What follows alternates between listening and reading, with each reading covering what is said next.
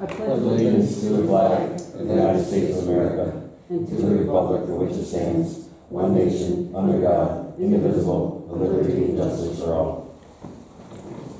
Roll call, Supervisor Coyer. Here. Councilman Barber. Here.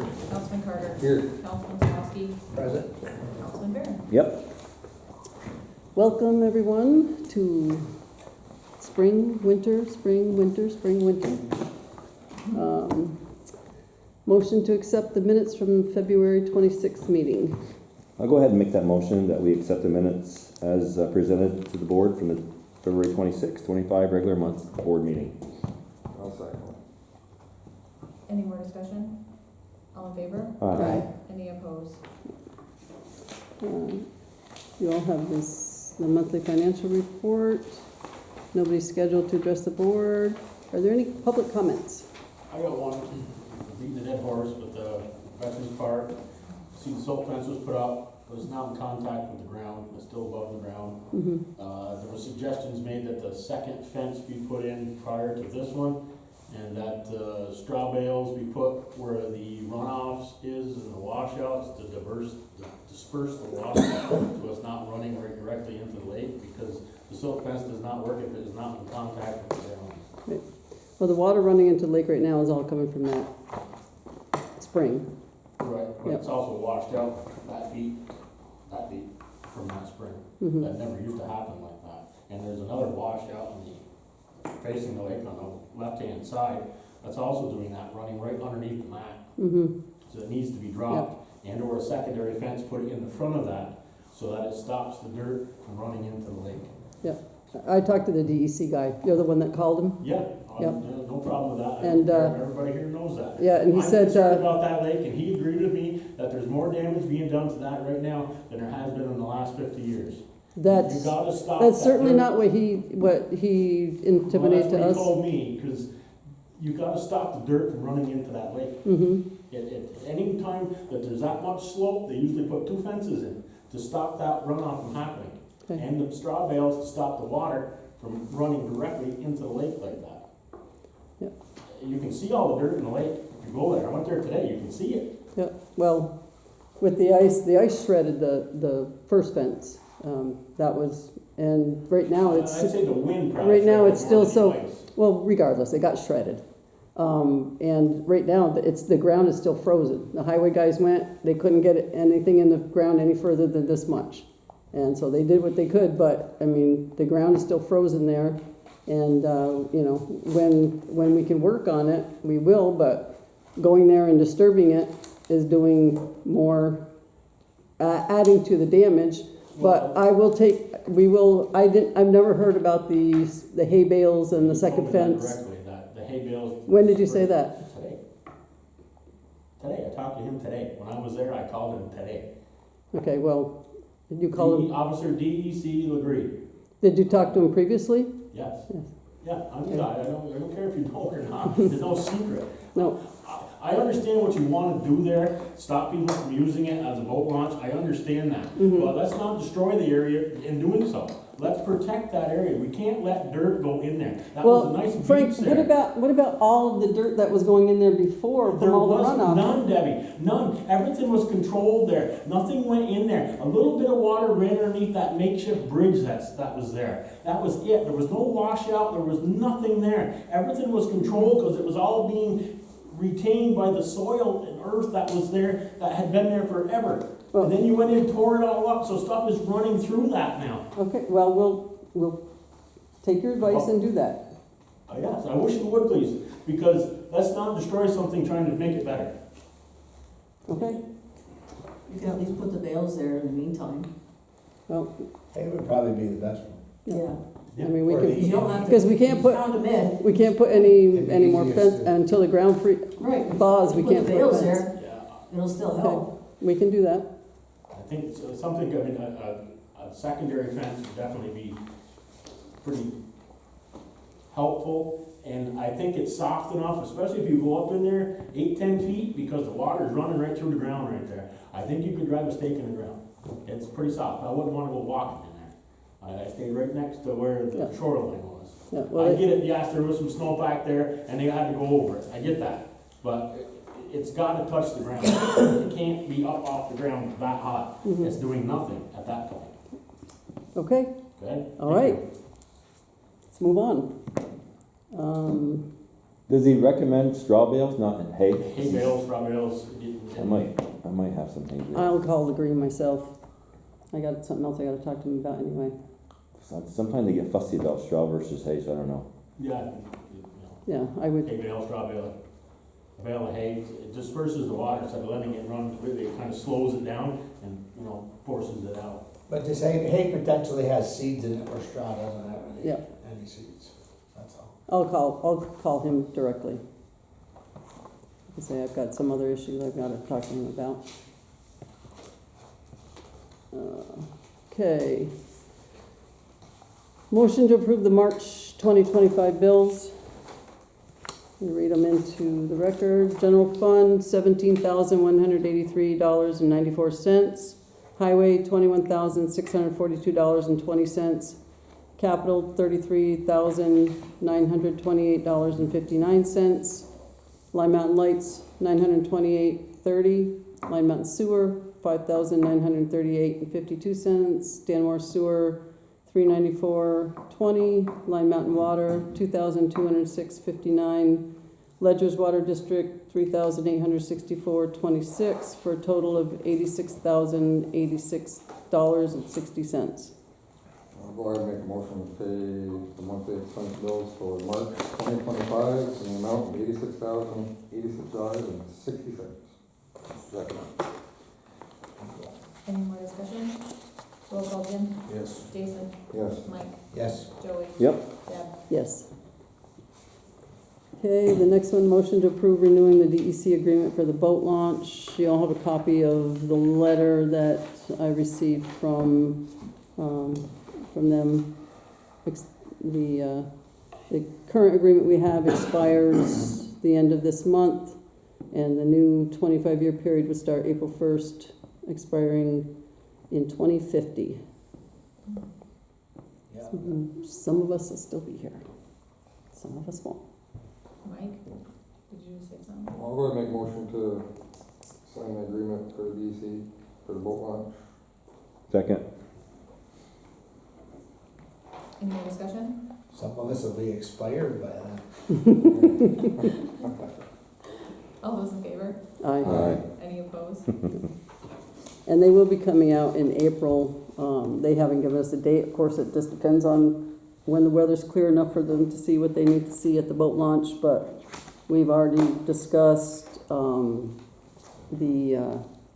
things that need to be done, specifically some fence that needs to be replaced, the dock that needs to be extended, so a few other things. So as soon as they figure out when they want to come and enjoy our weather, then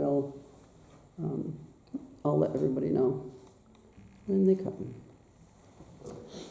Old business, dam repair. I've been talking, over the last month, I've talked to FEMA several times. I think we're getting back on track now, that the weather is hopefully breaking, that obviously they can't get in the water when there's ice on the lake, but as soon as the ice is off, they can. The temperature doesn't bother them, and we'll get that repaired.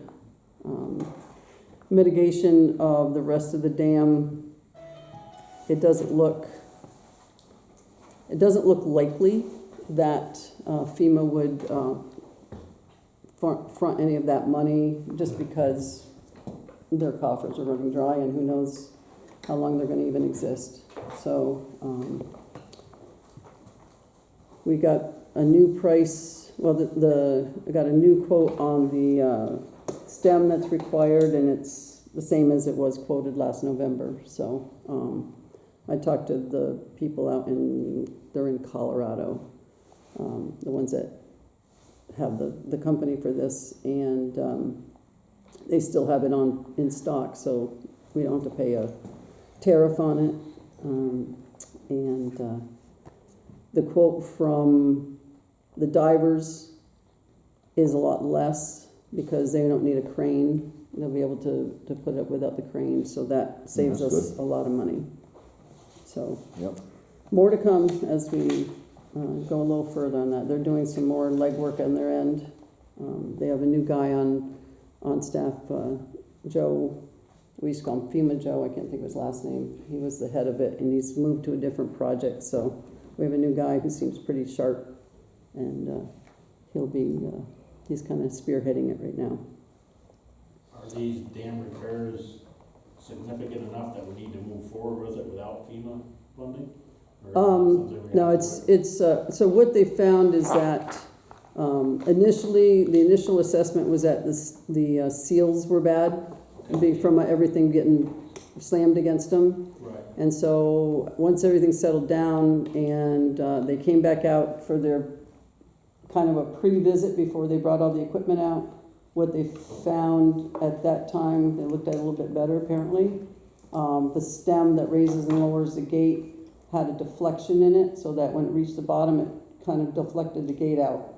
And that's why it's not sealing. So it's, right now the gate's open anyway because of the amount of rain and whatnot and runoff, and we're expecting more rain and whatnot. The repairs that are different than that you're talking about earlier, the dam repair, like the erosion on the wall, right? Right, that is, there's a couple of spots where we're gonna fix that regardless of FEMA anyway, but this summer, because there's 2 areas specifically where you can see the rebar.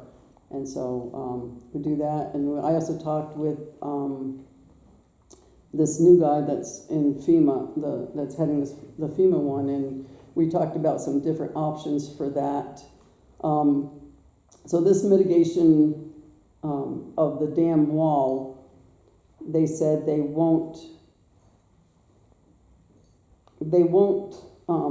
put it back to the way it was. We need to put it back to the way it was, and then the mitigation involves improving on it.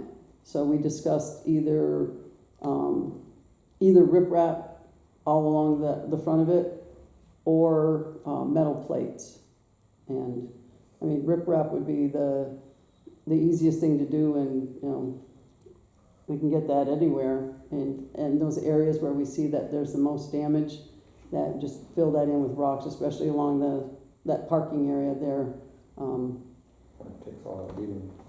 That's where it really gets beat. So if we can line that whole wall with riprap, and they actually will come and make sure that it's placed properly, because there's a proper way to place it up against a concrete wall, but we have to fix the wall first. The mitigation doesn't involve putting it back the way it was, it involves improving upon what it was. So. And who is they, as it coming to, they would come and do that? Well, FEMA the engineer that I was talking to, he will give us the advice on it. I mean, we can put the riprap there ourselves, the highway guys can do it.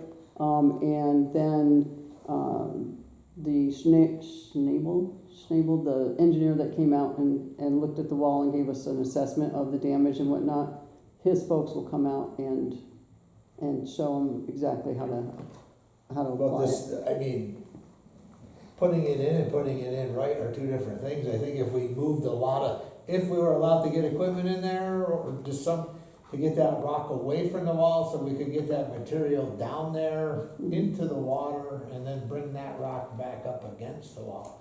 If we just put it over the rocks, we're not gonna accomplish anything that way. Well, we're gonna have to clear away from the wall to do the concrete work anyway. Right, but are you gonna do more than just that section, or only where? Well, just a couple of, there's only 2 bad sections that are the rebar showing through. Right. Those need to be done. A lot of the other assessment that he did was like cracks and stuff that, we have them come out and do that caulking, that If they're gonna rubberized. move the rocks and then bring the rocks back in, well, that equipment was there, it'd be nice to go right down that wall and go out there 6 feet and bring them rocks right to the dam. Make a nice protection zone for the concrete. Yeah. Well, if they're gonna put it in the water for a day, they might as well put it in for 2 days or 3 days. Yeah, and it's gonna, that's why we need to get the hydrologist, the specialist to say, okay, how are we gonna put it in so that the ice just doesn't take it all out in the lake? And then, you know, and then you've got just a bunch of rocks scattered all You over. gotta bring more than one stone. So, As they say, that nice big arm and just yeah, but that's something that we'll bring it right in there. do. Another summer project. That Dan's though, it's been taking a pounding for a lot of years. It's Yeah. lucky. Surprised that it's not worse than what it is, honestly. Yeah. And they did feel that having the lake lowered so that the ice could scour the bottom of it, really contributed to it. So, Seems like there's just less rock there in general, but as you walk towards the dam itself, the rock comes up a lot farther to the wall. But as you go in that direction, the rock kind of fades away from the wall. Yeah, it's out in the water. Yeah, it's not That's what built I up say, as much. bring all that back to the wall, mhm. bring that back. That'll help protect it if there's more against it. Yeah. Comprehensive plan. Want to speak anything on that? Anybody?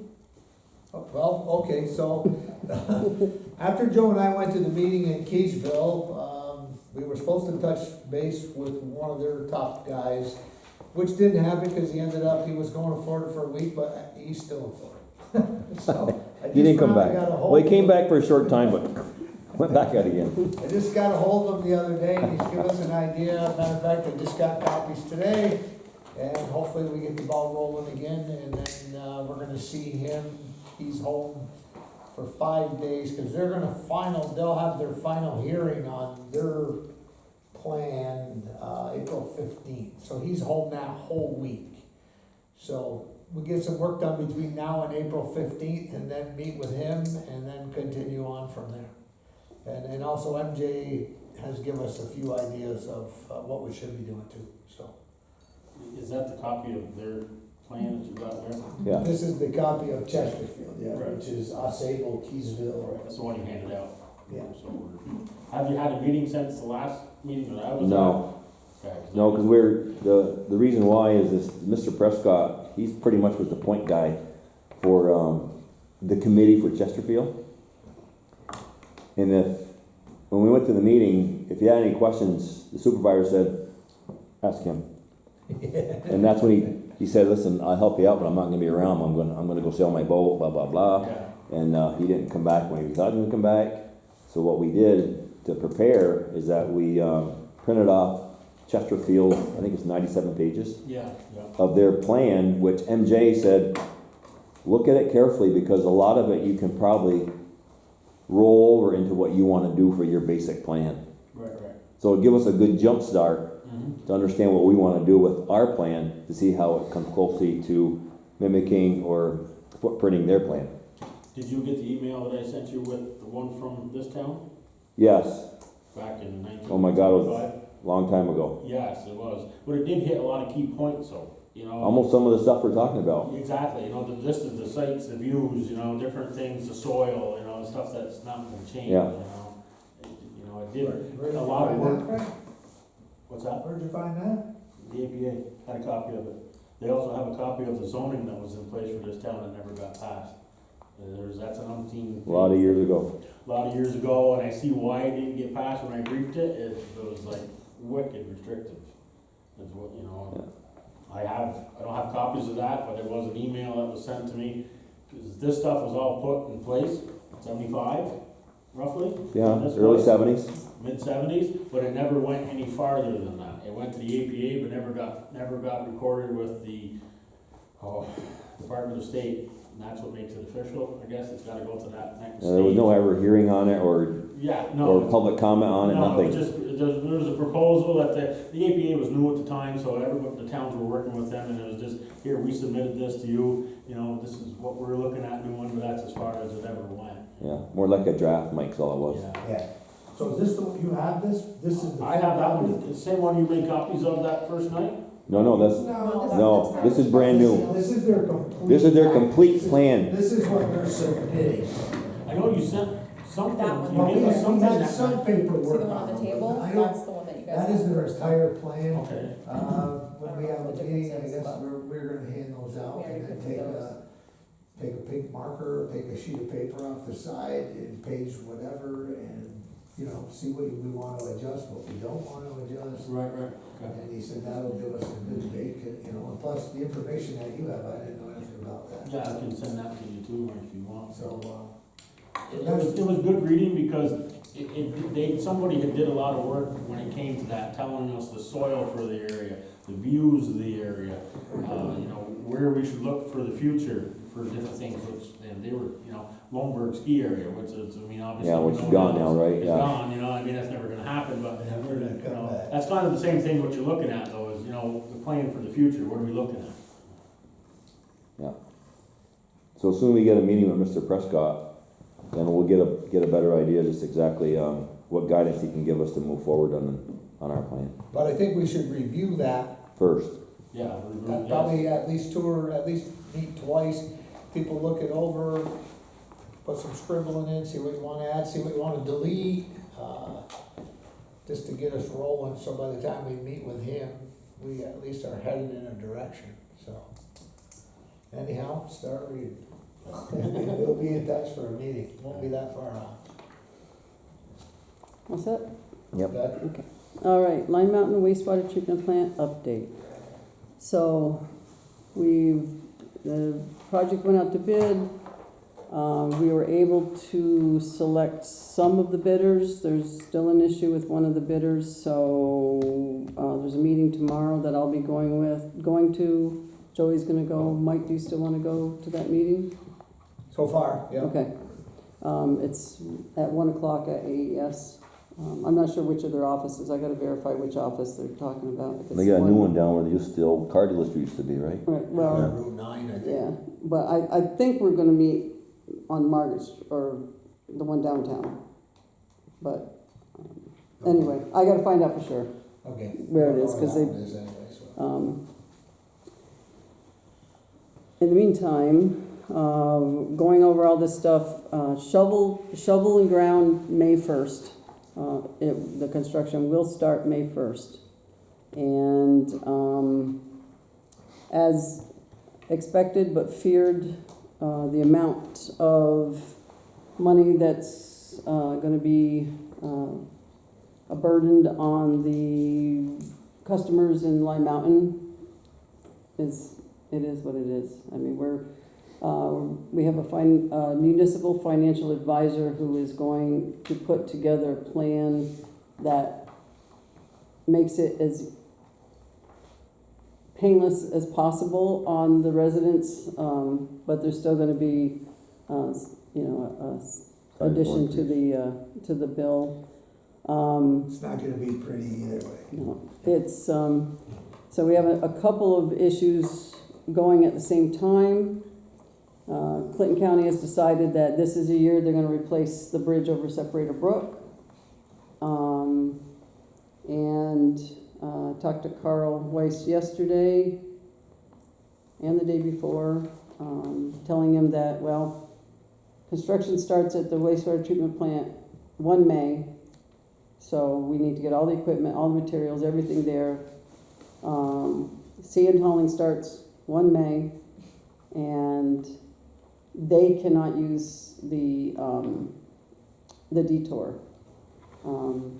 The Sunset is considered the detour because they're gonna close the road for 8 to 9 weeks. And so hedge on 12 weeks because you know how that goes.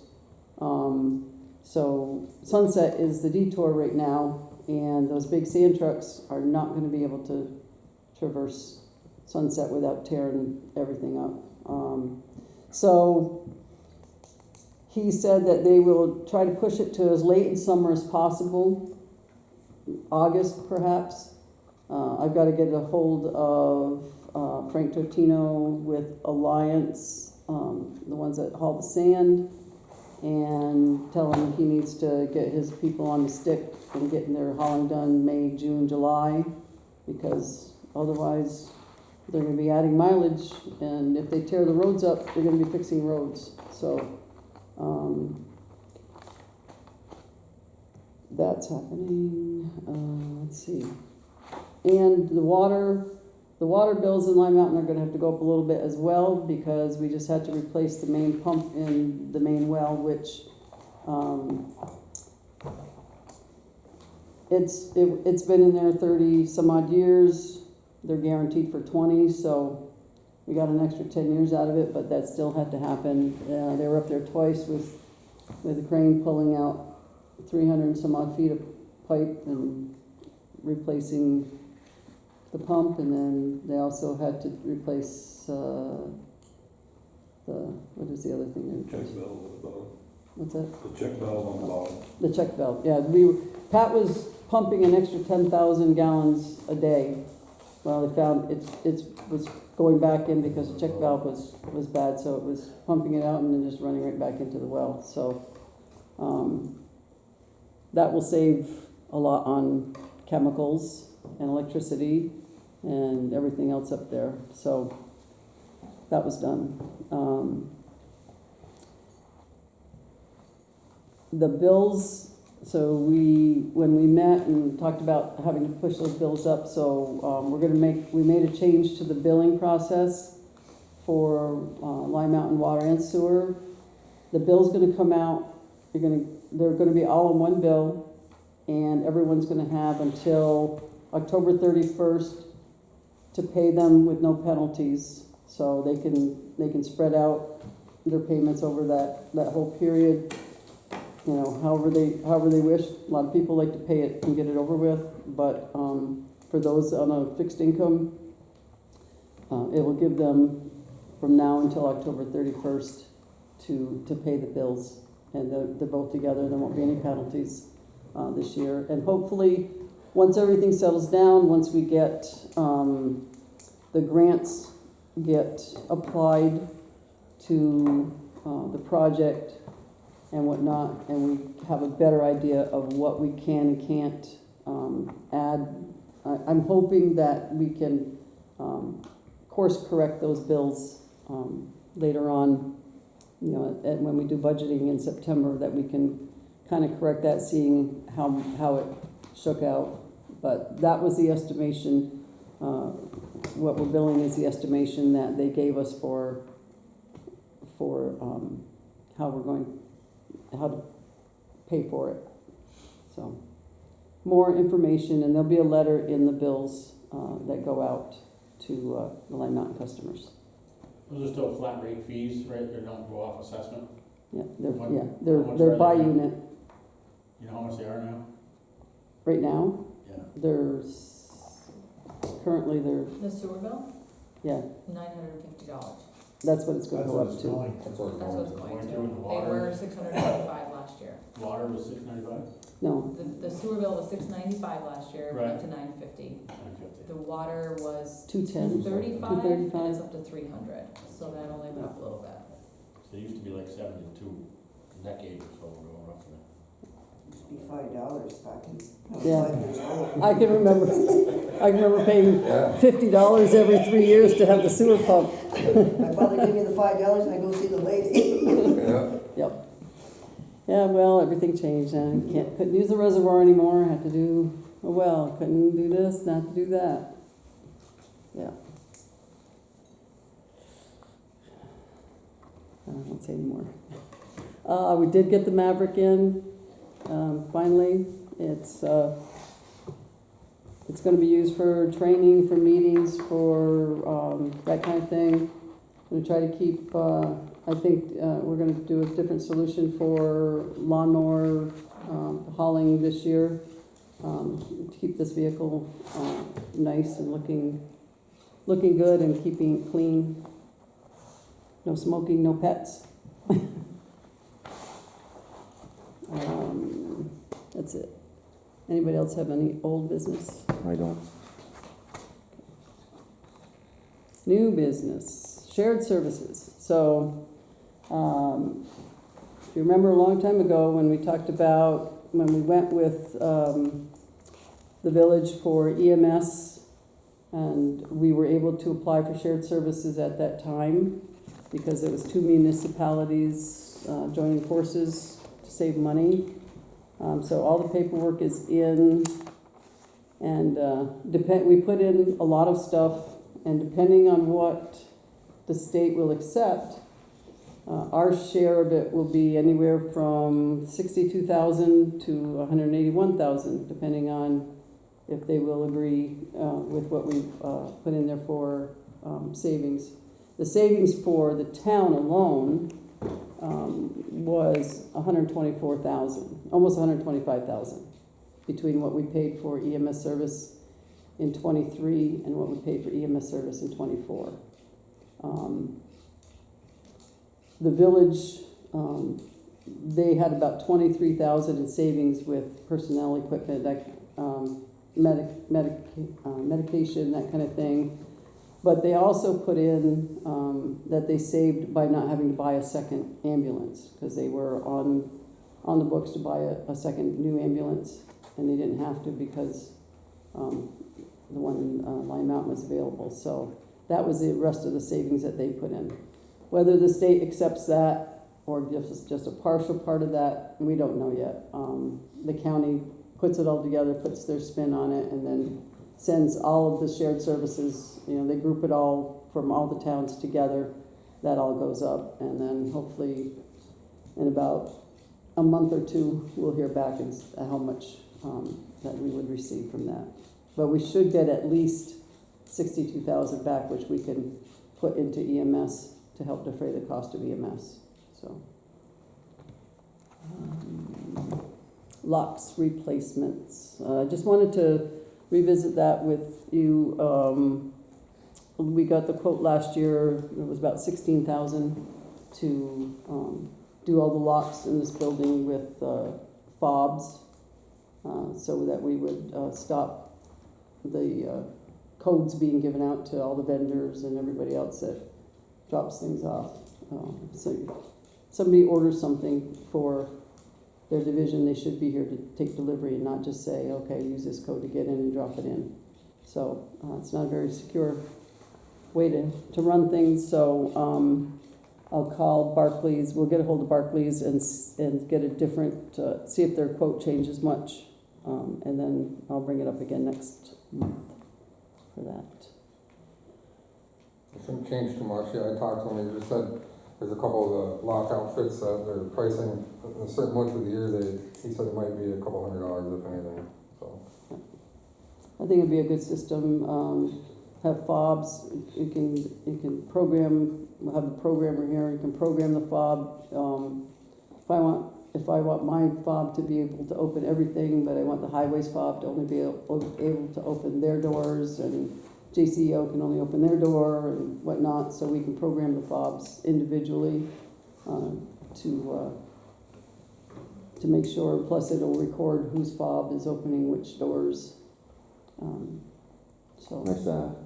You could set it like during the day, you can go on and set it and the door will be unlocked from 6 in the morning, whatever, till 5 at night, however long you're here for, it'll automatically lock. We got the same system at the firehouse, works good. And Jason made a point, like, say somebody's having a meeting at night and nobody comes to the meeting that actually works in the building and has a fob. If your meeting's at 6, we can set the door to be open at 5:45 and close at 8. So you'll have access in. Automatically And then lock. it'll automatically lock. But we'll get more details and whatnot for next month. Okay, let me see what else. Also, got a hold of mosquito bandits. They will come back again this year. The price hasn't changed. They're still giving us the 5% discount for being a returning customer. So that's $1,330 for 4 treatments in May, June, July, and August at the 2 parks. I will need a motion to accept hiring the mosquito bandits again for $1,330. Not the beach, just the 2 parks? Yeah, we didn't do the beach last year. The beach, well, we figured the wind blows so hard at the beach.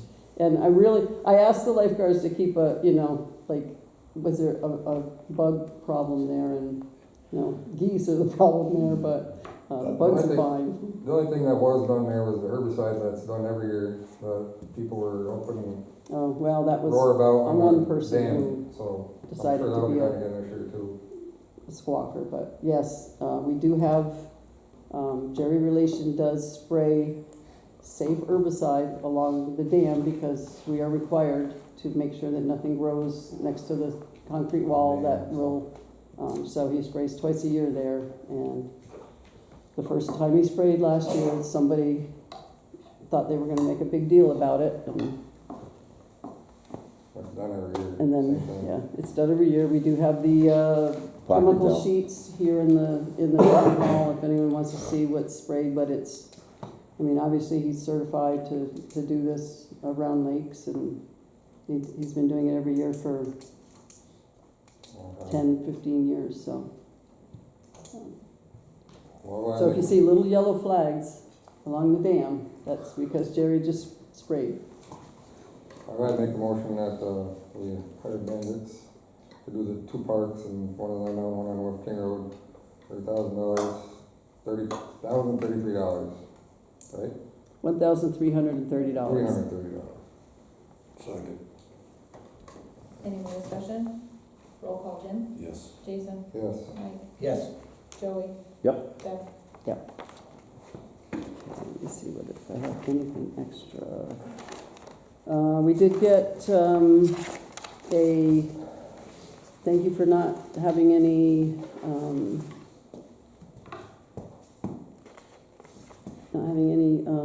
injuries check from Comp Alliance, our workman's comp group, for $500. We just received that.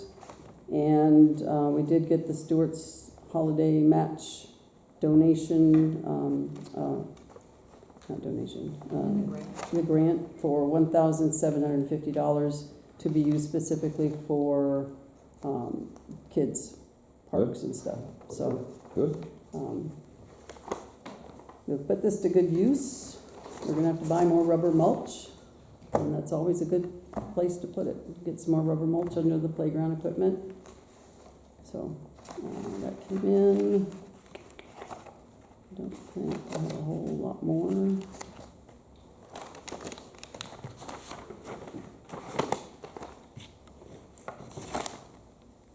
Nope, I think that's it for me.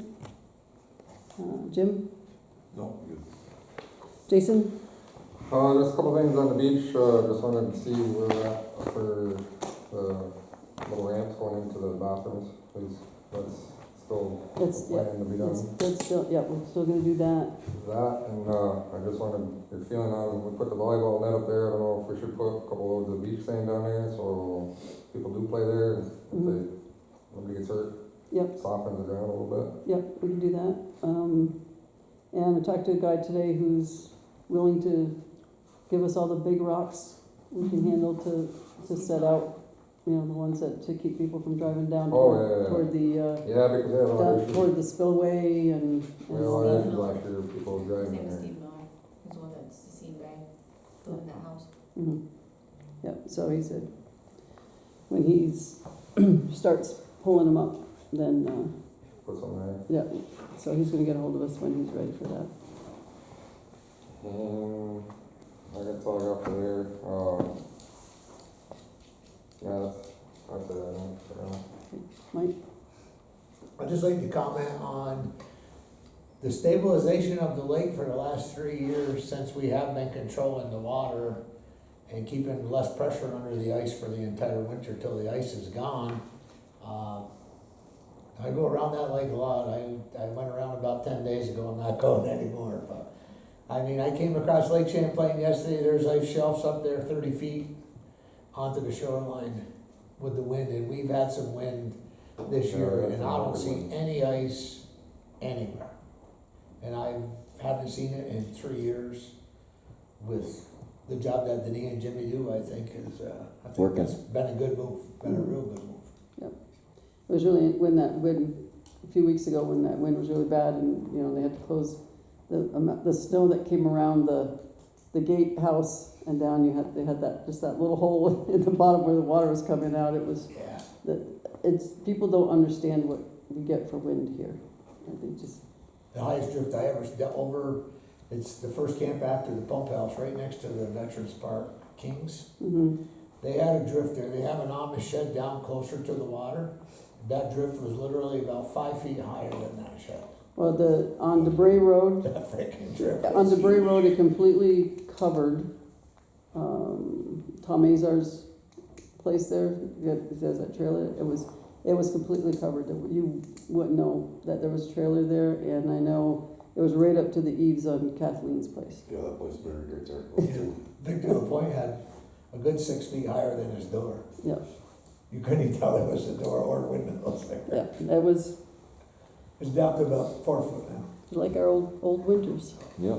I think good job. I think a real good job. Yeah, I haven't heard any complaints about ice, and, you didn't see all those heaves in it, so.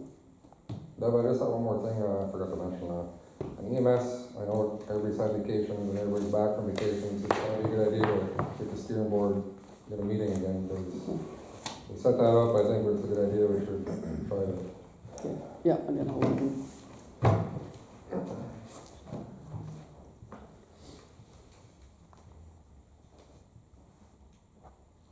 Joey? Yeah, I do have an update. I attended the 2024 annual Adirondack Park Agency update. This is their annual report for 2024. Definitely wants to look at it. But what was unique about this report is that they gave a update on all the 6 lakes that they treated for the milfoil with Priscillacor. So I just want to share some of that with you. And what was unique about this meeting is that there's a lot of people in the audience, but the audience wasn't allowed to ask questions. It was strictly an executive session to the board members to update how the year went, and all we could do was just take notes as fast as we could because it actually rolled along pretty quick. So some of my notes are a little spotty, but I think you'll get a good idea from what I got to share with you just on the Priscillacor alone.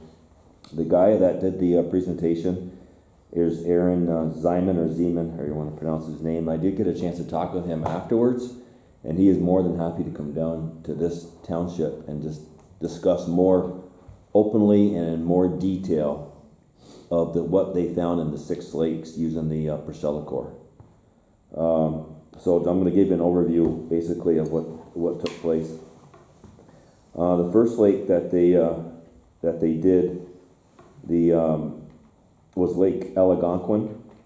What they did there, all they did was do a water drop, and they did hand harvesting. And I'll tell you, there was a lot of, even on this first lake, and you'll see it on the other updates I have for the other lakes, the hand harvesting can work well if people know how to do it well. If it's not done well, it actually causes more damage taking it than leaving it. So he made that pretty clear that, listen, you just can't, no one can just hand harvest. There's a training episode or training procedure on how to hand harvest. So I didn't know that. That was pretty unique. So then the next lake was Chateauguay Lake, which, it's right in our back door, for Pete's sakes. And the other thing too is, before you can even attempt to put Priscillacor in the lake, there's a pretty good size post-treatment permit process that you have to indulge in, and it's lengthy. So for Chateauguay Lake, you got to give credit to Mary Johnson for doing all that legwork to get that done. So the permit was for the upper lake. It was 97 acres was treated. They used 20 to 25 gallons on the lower lake. And they took depth samples after 10 hours, and in 3 days, the milfoil from the 2 areas.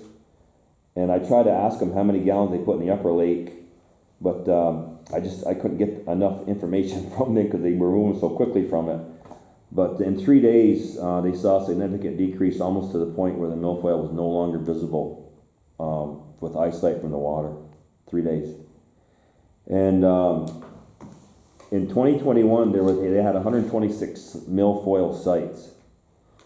In 2024, when they did the Priscillacor, and the areas that they targeted, The only sites that are left now that still show milfoil are 6 sites in both Upper and Lower Lake. And the other thing too that they said that was unique, they didn't treat the narrows. They only treated Lower Lake and they only treated Upper Lake.